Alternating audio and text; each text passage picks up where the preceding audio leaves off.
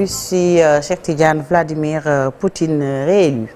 Président Poutine, donc, qui a obtenu 87% des voix à l'élection présidentielle russe selon la commission électorale du pays. Ce résultat, encore provisoire, a été délivré sur la base du dépouillement des bulletins de 80% des bureaux de vote, comme attendu. Donc, dans ce scrutin sans suspense, le maître du Kremlin se dirige vers un plébiscite, ce qu'on a coutume d'appeler ici un score à la soviétique. Pendant ce temps, le président ukrainien Vladimir Zelensky a estimé que Vladimir Poutine était un homme ivre de pouvoir qui veut régner éternellement. Il est clair pour tout le monde que ce personnage, comme cela s'est produit si souvent dans l'histoire, est tout simplement ivre de pouvoir, a-t-il dit, et fait tout ce qu'il peut pour régner.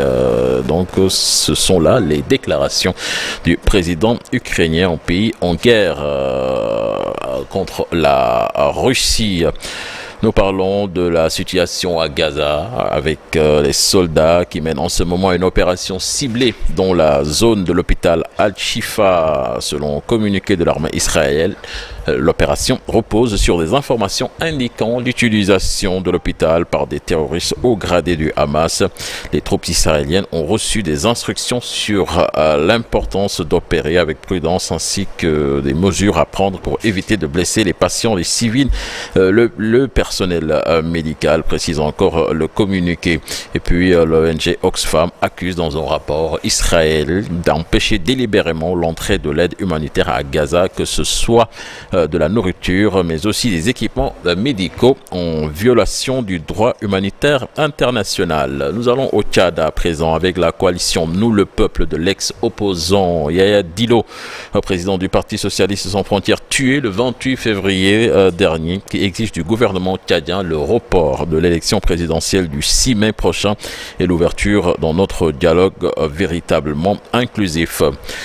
Djibouti, 3 avocats ont décidé de lancer ce lundi une procédure d'urgence devant les Nations Unies afin d'obtenir la libération d'Abdoukarim Aden Cher, l'ancien ministre djiboutien du budget et détenu, rappelons-le, depuis 2 ans dans l'attente d'un éventuel procès. Il est soupçonné de corruption passive, trafic d'influence, détournement de deniers publics et entrave à la loi. Sorno Fati.